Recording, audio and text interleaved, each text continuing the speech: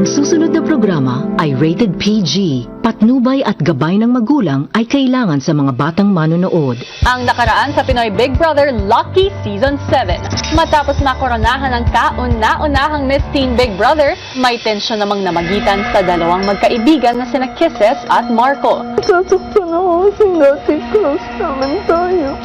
Just need time, okay? At ang maliit na tampuhan humantong sa isang madamdaming revelasyon. Hindi ko alam kung anong nagagawa kong mali. Kasi lagi na lang akong iniwan sa ere. Bata ka pa, Kisses. Marami ka pang makikilala na tao. Yes, you just have to go through it. There's no other way around. Because this will make you stronger. At ngayong gabi, paano kaya haharapin ni Kisses ang kanyang mabigat na pinagdadaanan? May gusto ka kay Marco?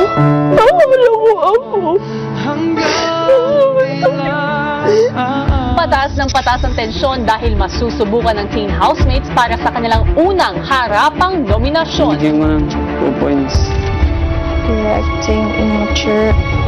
At ang mga nominado dadaan sa list task upang maalis ang sarili sa listahan ng mga nominado. Lahat ng yan dito lang sa 6th nomination night ng Pinoy Big Brother Lucky Season 7. Matapos makausap ni Kisses si Kuya, tila maganda na ang kanyang pakiramdam. Thank you, Kuya. Pero paglabas ng confession room, may napansin siya.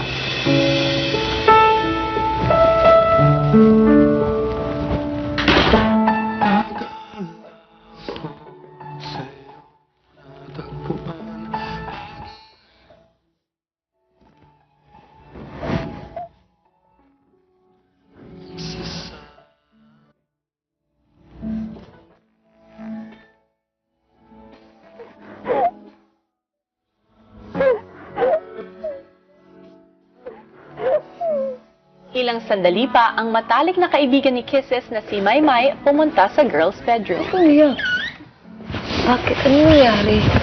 Wala, ayun. Ano sa Marco mo? Baliw. Ano ba sa akin, Marco? Bakit hindi ka makaiyak kay Marco? Oo nga, bakit sobra? Oh my gosh! Ayoko na! Ano? Ayoko na! Ano nga? Ayoko na pag-usapan. Ano ba?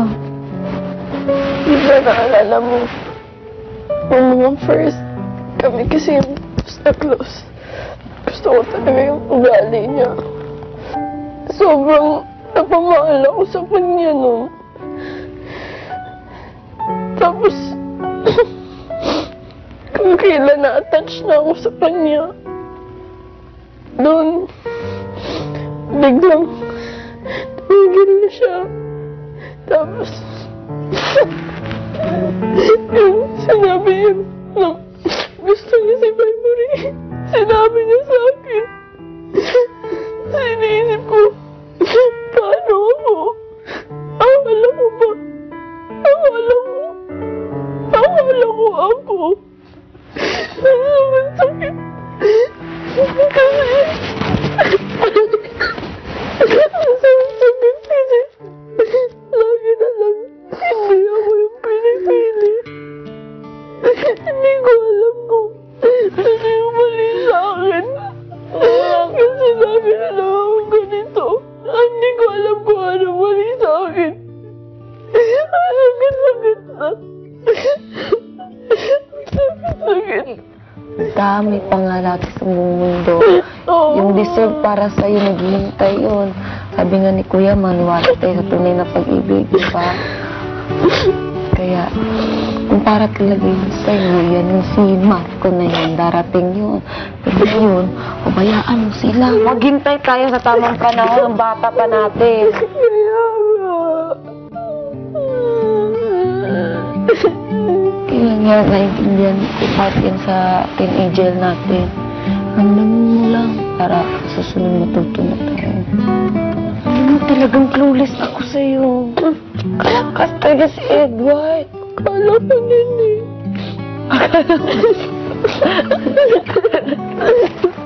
Akala mo si Edward. na, oy, my tears are precious. Ang pangit ko.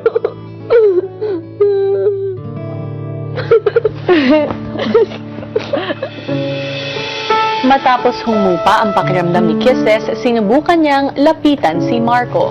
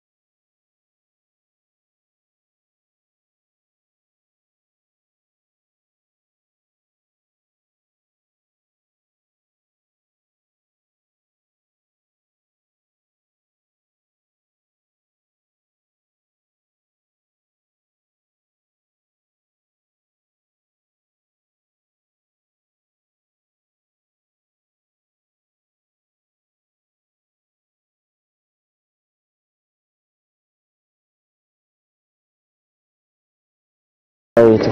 Okay? Smile naman dyan. Huwag ka like this. I will be fine.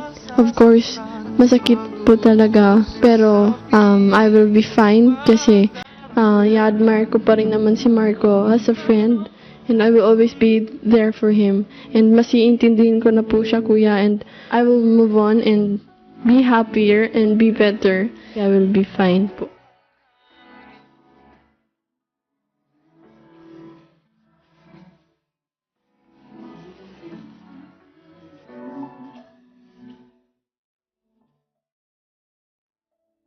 Nagkaintindihan at nagbati na nga ang magkaibigan sina Kisses at Marco mula sa kanilang maliit na tampuhan, pero umabot ito sa isang madamdaming revelasyon ni Kisses sa kanyang tunay na nararamdaman. Saan kaya hahantong ang kwentong ito at paano kaya ito makakaapekto sa kanilang samahan?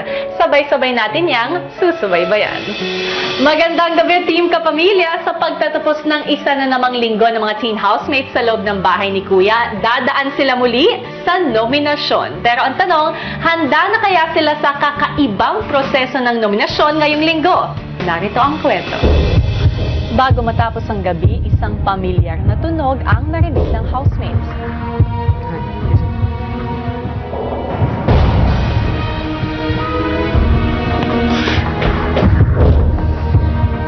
Sabihin mo sa mga kasama mo na maghanda na para sa inyong nominasyon.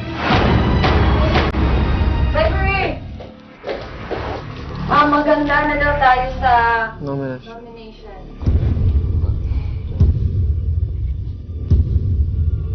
At isa-isa nang pinatawag ni Kuya sa confession room ang teen housemates.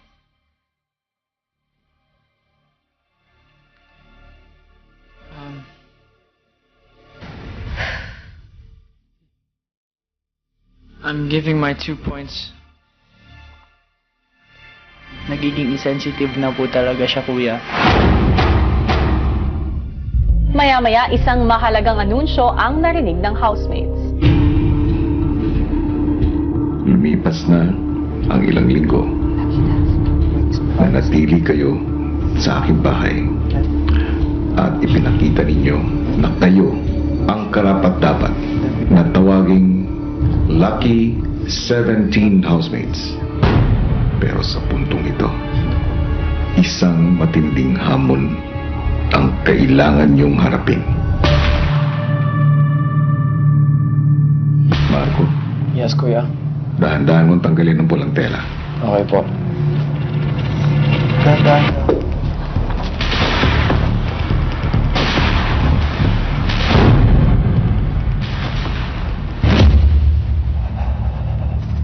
Housemates, Yes, sa kuya. harapan ninyo ay ang mga kahon na naglalaman ng 2 sash. Nakasulat dito ang mga puntos na ibinigay ninyo sa nominasyon at ang mga dahilan kung bakit. Sa puntong ito, isa-isa ko kayong tatawagin at ikakabit ninyo ang mga sash sa housemate na inyong binoto. At sasabihin ninyo sa harapan ng inyong mga kasama kung sino ang inyong ibinoto at ang dahilan kung bakit. Ang housemates na siyang makakakuha ng top 3 nomination points ay ang siyang magiging nominado sa linggong ito.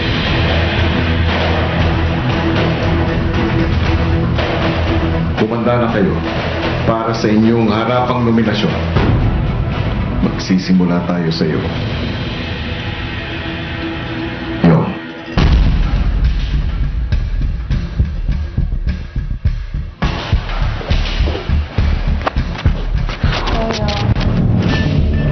Yong. Buksan mo ang iyong kahon.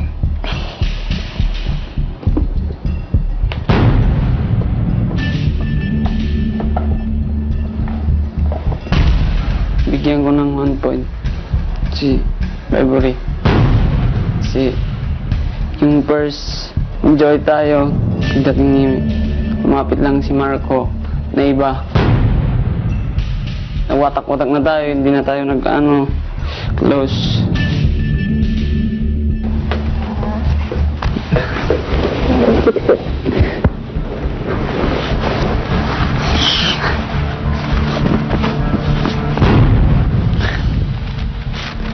Bigyan mo ng 2 points.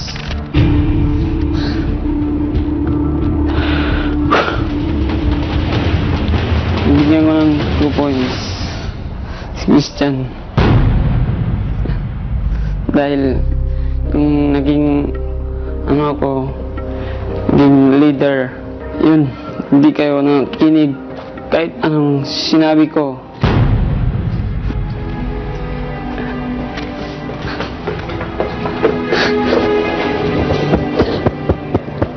Yan. Susunod, Edward.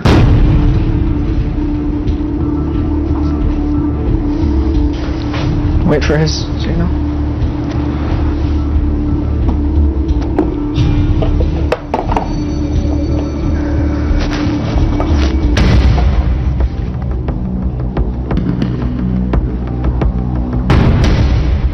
The person I gave this 1.2, there are moments in which she is so tad messy in the house, and that's it. Sorry, Irene. I'll do that. Nothing changes.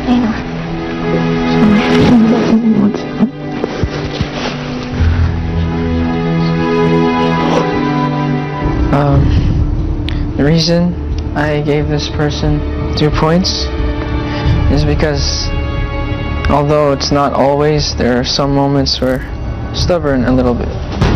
There are moments where he doesn't listen. So, sorry, Christian.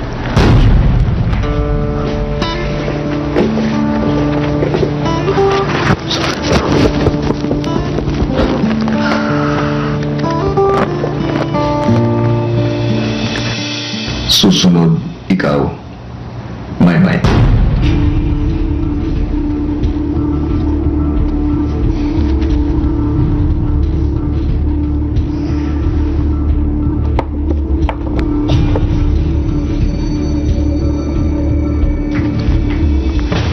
Binibigyan ko ng 1 puntos.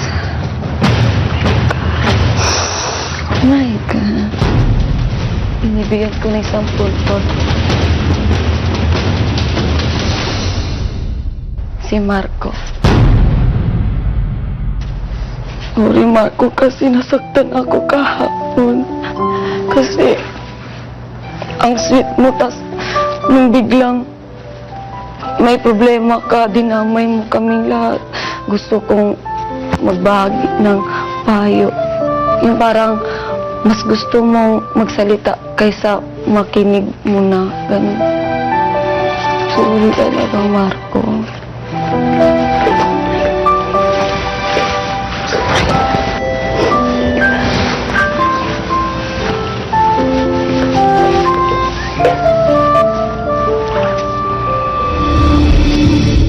Binibigyan ko po ng 2 points. Si Christian, kasi yung sa weekly task, yung gusto ni Edward na tumulong ka, parang di ka nakinig. Lahat kami mayroong ginagawa, tapos ikaw lang yung nagaganito, wala kang ginawa.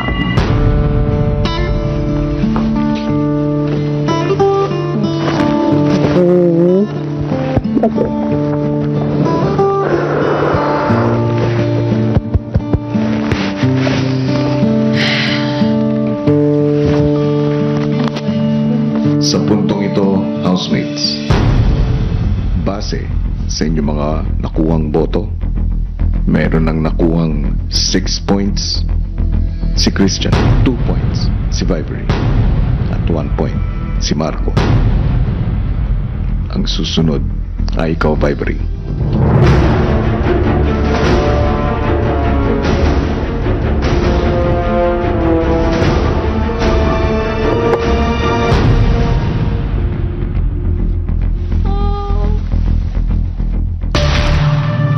Like, it's about just food. Dapat, like, hating kapatid, ganyan. So, yeah, I'm sorry. It's okay. Takaw din ako magpamalala.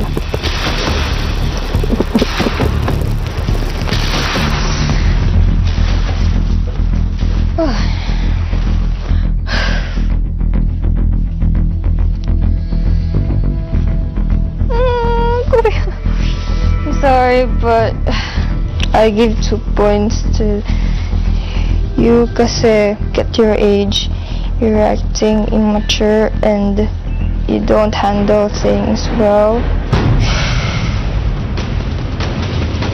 my gosh, Auntie Kitten. I'm sorry.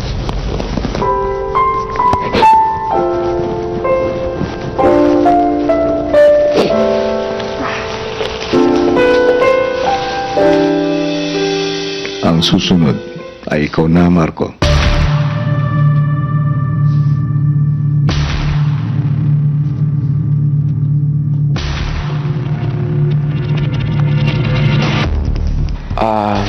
I gave 1 point to this person because since the first day, I had to adjust to her.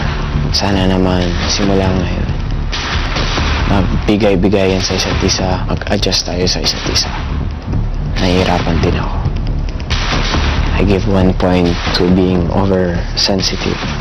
Kisses. I'm sorry.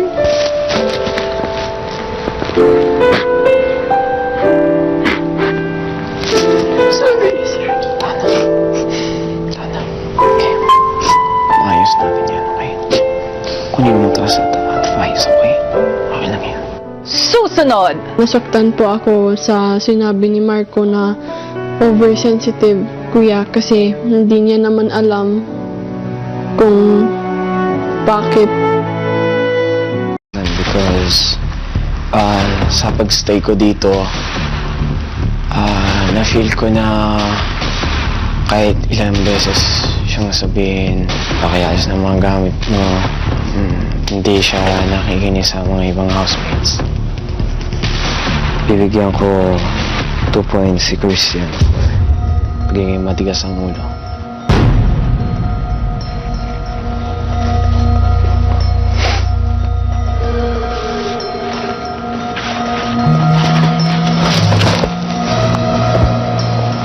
We can work on this, okay? Ikaw na ang susunod, Kisses.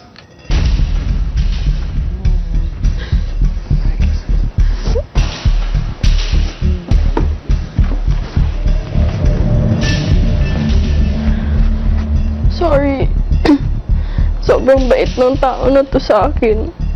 Pero kailangan ko siya bigyan ng 1 point kasi nakikita ko na hindi niya pinapakitunguhan yung ibang housemate. And may mga nasasaktan siyang ibang housemate. I'm sorry, Christian. Christian, I'm sorry.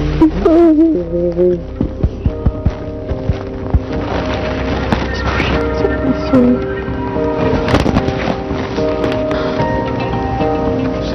Binibigyan ko po ng 2 puntos yung taong ito.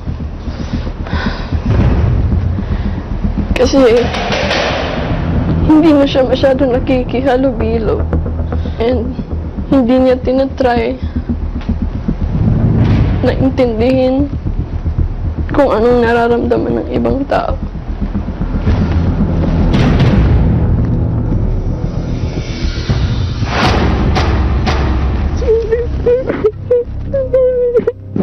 It's okay. It's okay.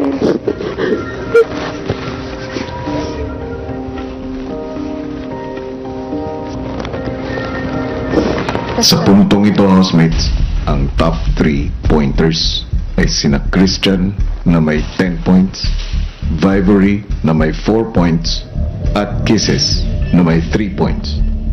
Pero mayroon pang isa na boboto sa inyo, at ikaw yun, Christian. Ang housemate na to, dati kasi close kami, palagi kaming gatawanan. Tapos yung since na dumating sa punto na parang may kasama na siya, we don't exist na. Like parang it's just the two of them. Napakaliit na lang kasi talaga ng rason na to, pero kasi paminsan yun pa rin nga may nasasaktan na tao. Binibigay ko ng 1 point si Viber. It's okay. It's the same.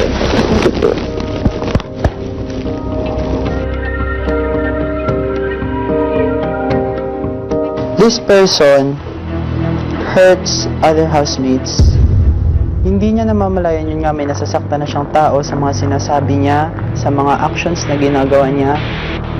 Hindi siya nakikiramdam. Ang pakialam niya lang, basta tumawa lang. Hindi niya nararamdaman na nasasaktan yung tao. Kasi lalo na para sa akin, yung sinaktan yung tao, importante para sa akin. Mahal ko kayong lahat, pero alam natin dadating pa rin po sa puntong ito. Kaya, binibigyan ko ng 2 points si Marco.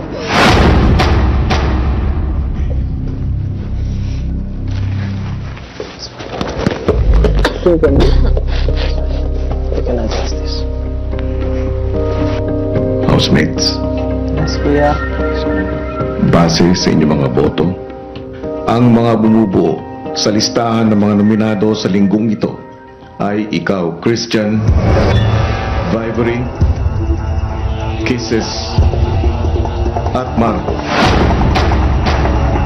Matapos ang nominasyon, Ay, isipin mo. Overpower.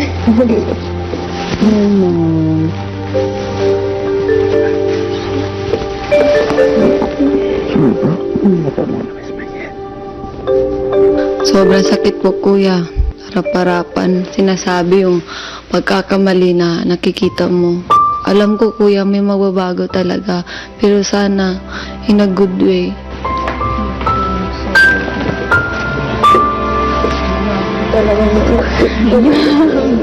Naapektuhan ako, kuya. Kay Marco at saka kay Kisses. Kayong alam ko na yun, naramdaman ni Kisses. Tsaka yung nag-hug sila, kuya. Naisip ko, Marco, kung alam mo lang kung ano talaga yung totoong rason.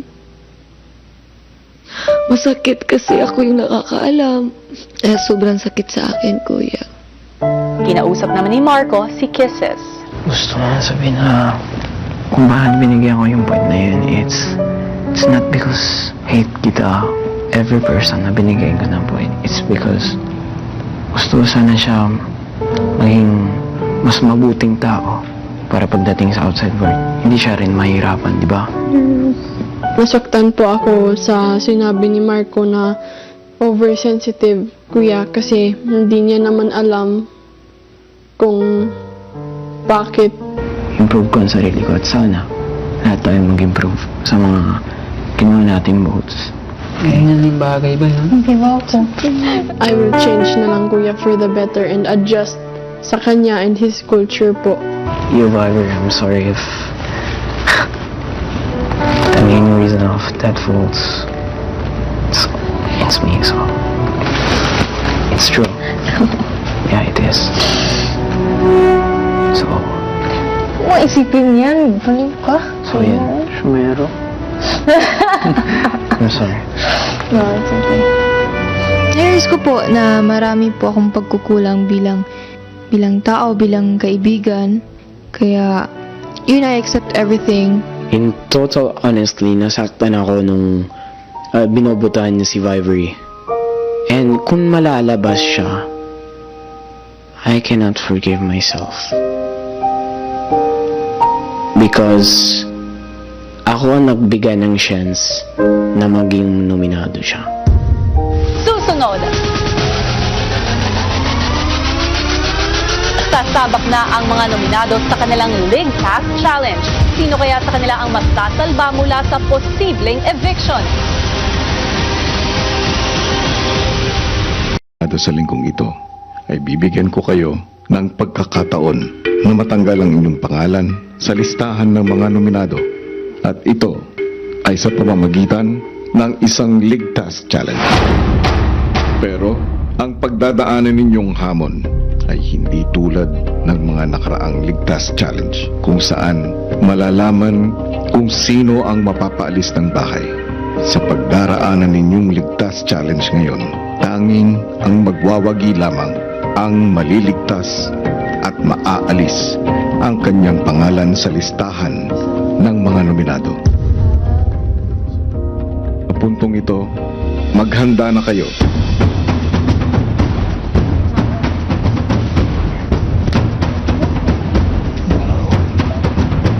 Pagdating sa activity area,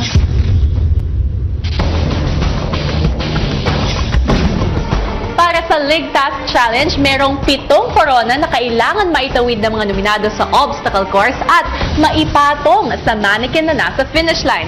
Diskarte na ng nominado kung ilang korona ang kaya niyang itawid basta hindi niya ito mahahawakan at hindi siya mahuhulog sa obstacle course. Sa sandaling nangyari ito, kailangan bumalik sa starting point ang nominado hanggang maitawid na niya ang 7 korona. At ang nominado na may pinakamabilis na oras ang mananalo sa League Task Challenge.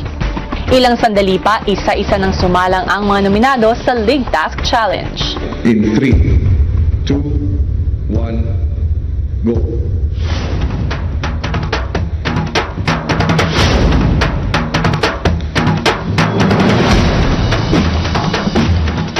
Para siyang maze and I like things like that, especially involving balance.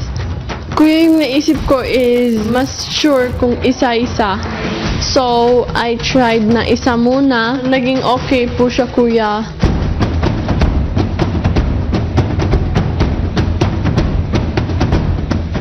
Pinatong ko po yung mga corona. 3 po yung first and then concentrate lang, keep your balance. Si God na po bahala sa akin.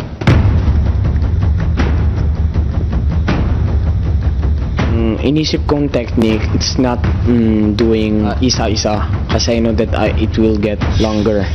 One by one, siniksik ko. Talagang pinilit ko. Parang hindi siya gagalaw. At yung first 3, it was okay. Sa bawat ligtas po, dapat ini-enjoy po para mas mabilis pong gawin. Kaya yung ligtas po, in-enjoy ko po as much as possible.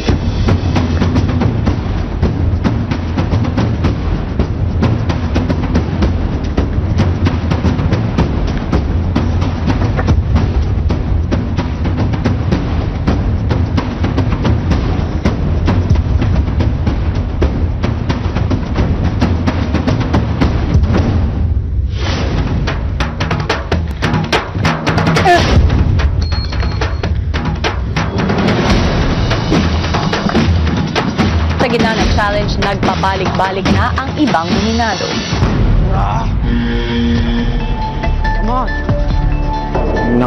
Nakaka-bad trip yung nasa huli ka na, yung lang last step ng kulang, nahulog pa doon.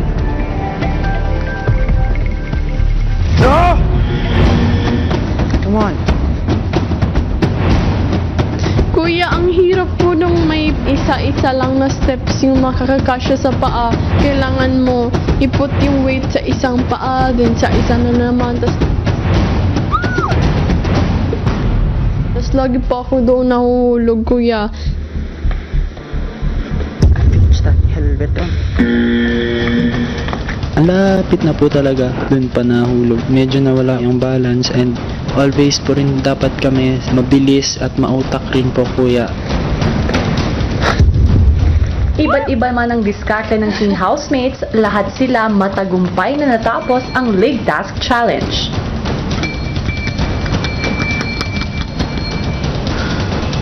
Sino nga ba sa mga nominado ang mananalo sa Leg Task Challenge sa pagbabalik ng Pinoy Big Brother Lucky Season 7? Tipo ni Kuya ang housemates. Christian, Kisses, Marco, at Vibery. Binigyan ko kayo ng pagkakataon na matanggal ang inyong pangalan sa listahan ng mga nominado. At matapos ang inyong hamon, isa sa inyo ang nagwagi at siyang magiging ligtas. Ang pangalan ng nominadong aking babanggitin ang nakakuha ng pinakamabilis na oras sa Ligtas Challenge. At hindi na siya magiging nominado sa linggong ito. Congratulations sa iyo. Dahil ikaw ang ligtas. Christian.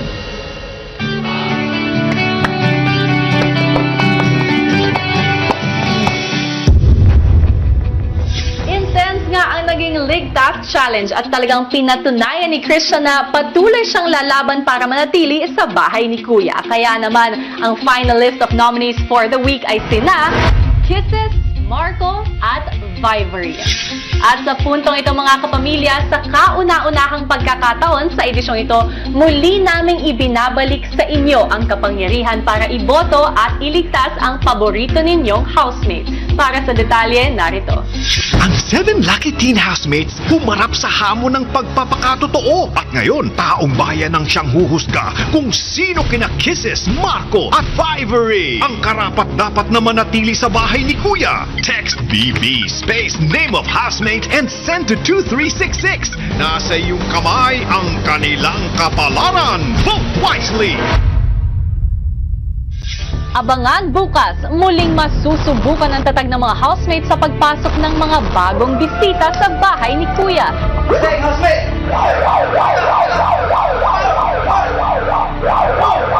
Kunin yung supply at magpalit ng lapel batteries in 10 counts. Bakit kayo tawa ng tawa dyan? Meron bang nakakatawa sa pinapagawa ko? Dito lang sa PBB Lucky Season 7.